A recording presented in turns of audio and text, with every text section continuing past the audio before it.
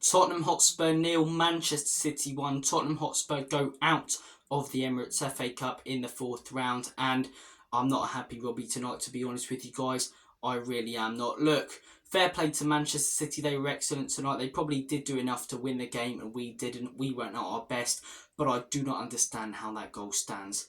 I really don't. When a very similar goal was scored and chalked off in the Liverpool versus Man City game earlier this season, when the same thing that happened to Vicario tonight happened to Alisson. Yet that goal was disallowed and this one was allowed. I do not understand it. I really don't. Since when in football has obstructing a goalkeeper been allowed? What is Vicario meant to do there? I just don't understand it. Every pundit, every fan on Twitter I see going, he should be stronger. What's he meant to do? Jump in the air like Superman and claim the ball and jump over his man? He's got a 6-foot defender in front of him who's backing onto him, making him fall over. It's a foul.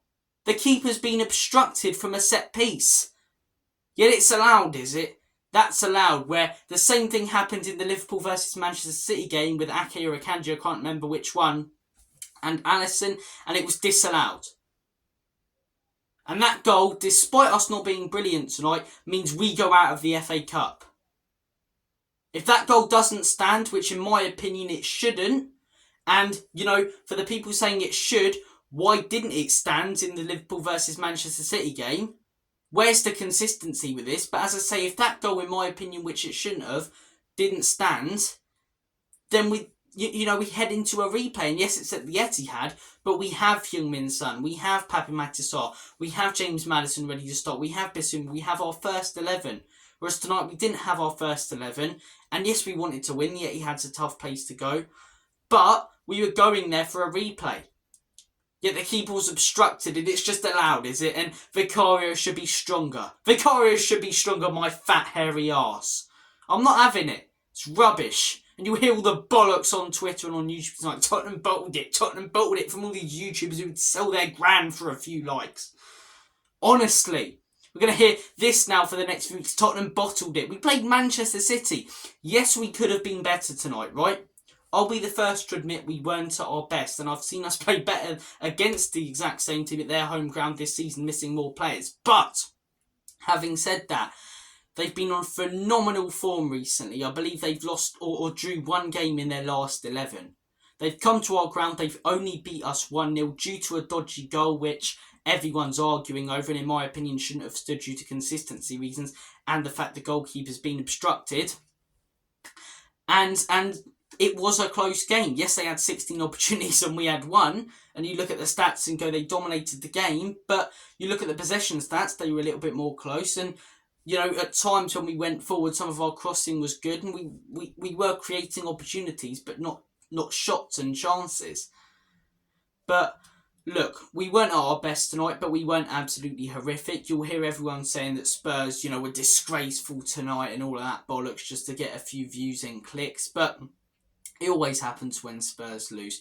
Even from some Spurs fans. They'll be on YouTube tonight calling us a disgrace, calling Ange a disgrace, ripping their club to shreds, who they've been praising all season because of how well they've been doing in phase 1 of a rebuild. We didn't expect to win anything this season.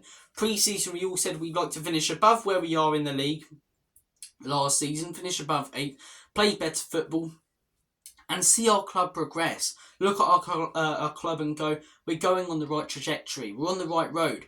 We are on the right road. We've signed some fantastic, exciting young players who are only going to develop. We're challenging for top 4, which we didn't expect, and opposition fans certainly didn't expect. They all predicted us mid-table and in the relegation zone.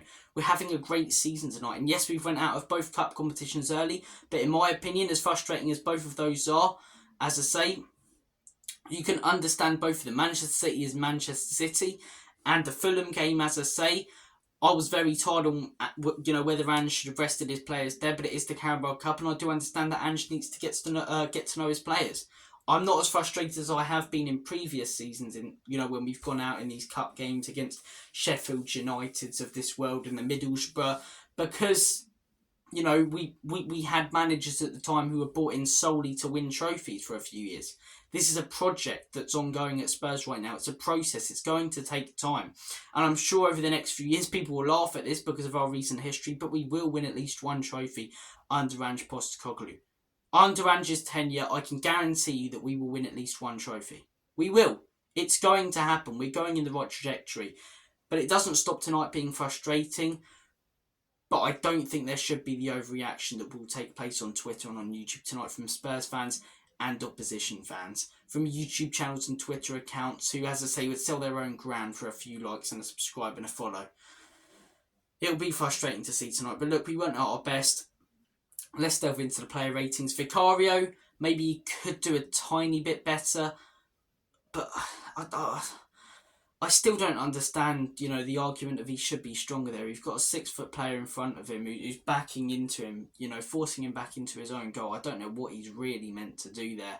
And when the same goal, as I say, was disallowed in the Liverpool versus Man City game, but it's been allowed here, it really does make you question the consistency and integrity of football right now in England. But Vicario, I'd say, apart from that, he made some fantastic saves. He really did. I think it'd be harsh to give him a 7, especially because I truly believe that he was fouled there and should have been awarded a free kick and the goal shouldn't have stood. So I'm going to give Gregorio Vicario a 7. Moving on to the back four, Destiny Udogie. I'm going to give Udogie a 7. I don't think he was that bad. You know, I thought he started the game quite slowly. Then after that, he really grew into it, made some fantastic tackles. I don't think he did anything that bad, but also at times there was, you know, a pass on to Werner who made some brilliant runs. We'll get onto him in a bit. And he didn't spot him like many other players in the midfield didn't. So, look, Udogie, not a terrible performance tonight, but I've seen him perform better. I'm going to give him a 7. Mickey van den Ven, I'm going to give an 8. I thought he was really solid tonight, Mickey. I don't know what more he could have done. I really don't know what more he could have done. Every single time Man City looked like breaking in that first half and up until the goal, he cleared it away brilliantly. He got stuck in. His tackling was superb. So positionally aware. He's a great player and it's great to have him back. And we looked so hard to break down defensively today. The issue today wasn't the defending. It was creating opportunities going forward. And look, if we had Heung-min Son and James Maddison was fully fit, I think it would have been a different game. Even if we had Papi Matasar and Basuma in that midfield. But we didn't. We had to make do with what we had. And I've seen the players we had going forward today create better opportunities in previous games. And that's why it's frustrating that they haven't today. But if we did have those players, I think it would have been different. But the issue today wasn't defending. It was creating opportunities and we didn't create enough. Yes, we whipped in the ball a few times, got the ball into dangerous areas, but one shot all game. Could have scored. Could have scored with that one shot as well, Brennan Johnson. But should have had more shots. And as I say, you can't blame the defence for any of that or the loss tonight. The defence was really good. Mickey was at the forefront of that. So Mickey van den Ven, I'm going to give an 8. Romero, I'm going to give a 7. I thought was really solid in the first half. Second half, he made some really stupid passes. And at the end there, it pissed me off what he did, man.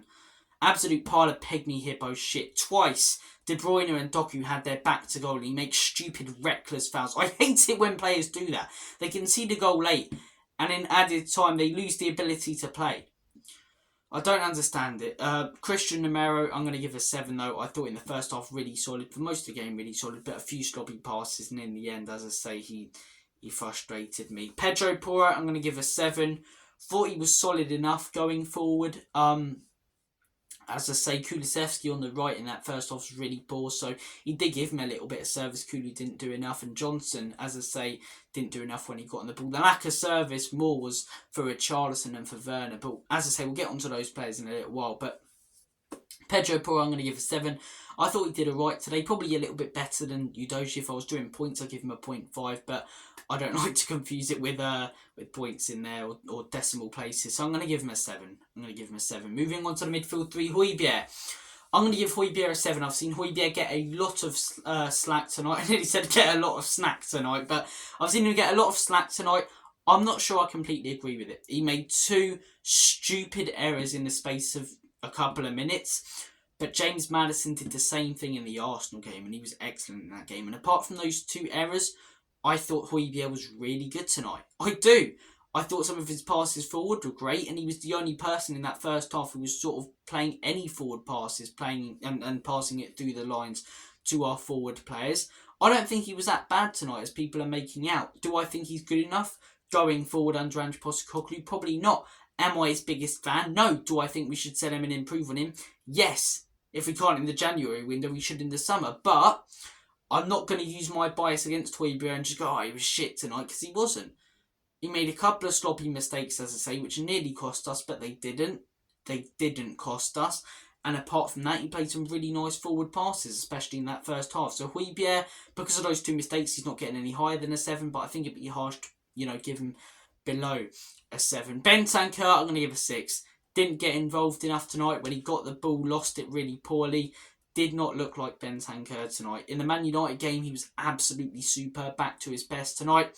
Really poor. Not much else to say. I'm contemplating a 5, but I think for a 5 you have to be quite poor for my player rating. So I'm going to give him a 6. He did do some good stuff defensively, dropping deep, but not enough. I'm going to give Lolo a 7. Oh, sorry, not a 7. He'd be lucky to get a 7. I'm going to give him a 6. Moving on to the front 3. Timo Werner, I'm going to give an 8. I am. His off-the-ball work tonight was absolutely fantastic.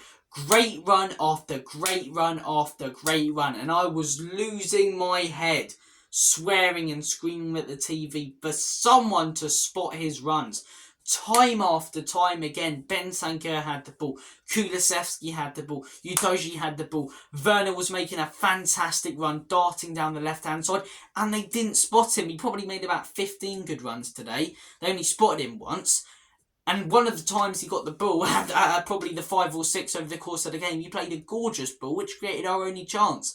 I thought Werner off the ball tonight was excellent, and when he got it, the few times, he created our one opportunity, to score it today. So, Timo Werner, I'm going to give him an 8. I don't think you can give him any slack tonight. I think off the ball he did fantastic. It was a shame no one spotted his runs, as I say. Get Heung-Min's son back in that team, Papamat Sarr, Vice Bissouma, James Maddison from the start, as I say. I think Rory Jennings will be proved again to be talking bollocks when he says that Werner won't score a goal this season for Spurs. Richarlison, I'm going to give Richie a 7. Thought he could have got maybe a little bit more involved at the end of the game, but he was aggressive tonight, Richie. He looked like he wanted to be more involved, putting in some great tackles. I'm going to give Richarlison a 7. Kulusevski, 5. I'm so tired on Kulusevski. 1 minute, I really like him. He'll have a great period of games. The next, he'll get the yips. He'll get dartitis. He'll forget how to play his sport, if you know what I mean. So, it came across like that again today. He had that really good period in December. The Man City game, the Forest game. But since that, the Bournemouth game, poor. Oh, no, he didn't. I don't think he played in the Bournemouth game. Oh, no, he played in the Bournemouth game. He didn't play in the Man United game due to illness. Against Burnley, he was alright, but not brilliant. And tonight he was really poor. Every time he got the ball, didn't spot any runs, looked lethargic, slow. When it doesn't work for Kulusevski, his hold-up play looks horrendous, and it did today. I think he'd be lucky to get anything, to be honest, probably above a 5. I'm going to give him a 5. Kulusevski gets a 5. Look, Spurs go out of the FA Cup tonight. To summarise, as I say, it's frustrating, but it's not the end of the world. We're at the start of a process. I don't want to see any idiots, even though they will be losing their absolute shit tonight. I don't think the goal should have stood. I think it's very hard to understand it, especially when you see the Liverpool one that was disallowed, and how important this game was for us. But look, as I say, we were missing players. I'm not trying to make excuses. These are reasons. We were missing players. It is Manchester City. We're not going to play our best football. But as I say, got to focus on the Premier League now. Got to achieve something. Get into that top 4. That should be our objective. We've got nothing else to focus on. You look at the teams around us. Arsenal have got the Champions League still to focus on. Man City, 3 competitions. Liverpool, 4 competitions. I think all 3 of those teams will probably finish above us. But for that 4th spot, Manchester United, as I say, are they in any European competition? I don't think they are.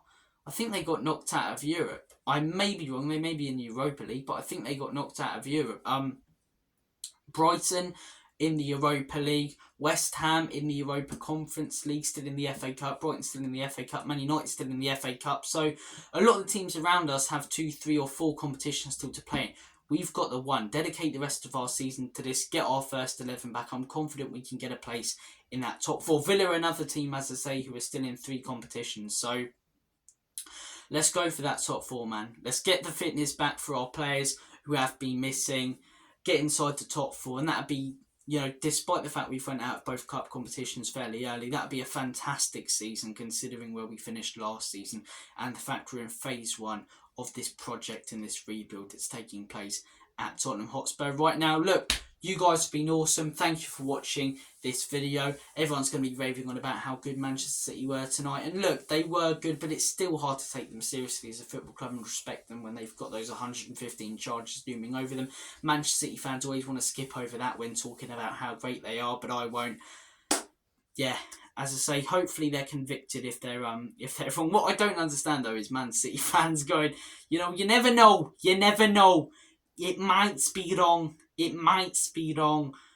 What, 115 charges are all going to be false, are they? 115, maybe one or two. 115. Surely you got to be at least guilty of half of them, and then if you are, I'd like to see you go down to League Two. You know, all those Man City fans doing the Poznan in the away end tonight. Some of them fair play. They've been through thick and thin and deserve it after what they've witnessed with their football club. Some of them were still in their dad's ballsack when he was supporting Manchester United because they were the best team in the country back in the day. So look, they get their happy moment tonight, finally scoring a goal at our stadium after 6 seasons. Congratulations to the Plastic fans themselves. I'm sure all 3 Manchester City fans will be celebrating tonight, and all 5 YouTube channels will be, you know, talking about how great of a win it was. But look, it is what it is, man. It is what it is. Yeah, I've gotten a bit salty at the end there, but I'm annoyed. But as I say, move on. Premier League, that's our focus. Goal tonight, absolute bollocks. Thank you for watching this video. You guys have been awesome. Take care, all the best, and as always,